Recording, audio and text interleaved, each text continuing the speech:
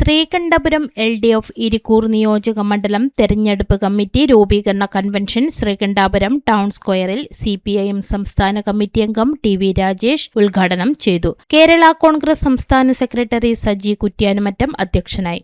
മണ്ഡലം secretary M Karunakaran, സ്ഥാനാർത്ഥി Mathew Kunnappally, LDF നേതാക്കളായ CP Shyjan, Baburaj Ulikkal, PK Madhusoodanan, Joy Konnakkal, Joseph Parathanal, PV Gopinath, KT Suresh Kumar, VV Kunhikrishnan, PP Rajesh, MC Raghavan, K Janardhanan, Sajan K Joseph, VV Sevi, C Raveendran, Jose Chemperi, PG Soman, BP Vipin എന്നിവർ സംസാരിച്ചു.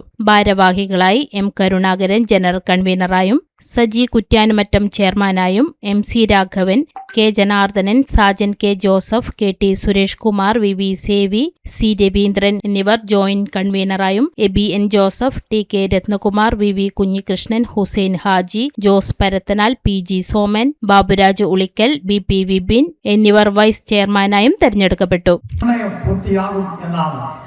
അവസാന ഘട്ടത്തിൽ സതീശനും സണ്ണി ജോസഫും ഒക്കെ വ്യക്തമാക്കി. എന്നാൽ ഇന്നലെ രാത്രി അവർക്ക് ഉറക്കമുണ്ടായിരുന്നില്ല. മല്ലികാർജുന ഖാർഗെയുടെ വീട്ടിൽ പുലരോളം ചർച്ച നടത്തി. എന്നിട്ടും തീരുമാനമെടുത്തിട്ടില്ല.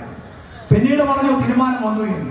എന്നാൽ ഇപ്പോൾ കേരളത്തിലെ പ്രധാന ചാനലുകളിൽ ബ്രേക്കിംഗ് ന്യൂസായി വരുന്നത് കണ്ണൂർ MP സുധാകരന്റെ സ്ഥാനാർത്ഥിത്വം അനിശ്ചിതത്വത്തിൽ എന്നാണ്.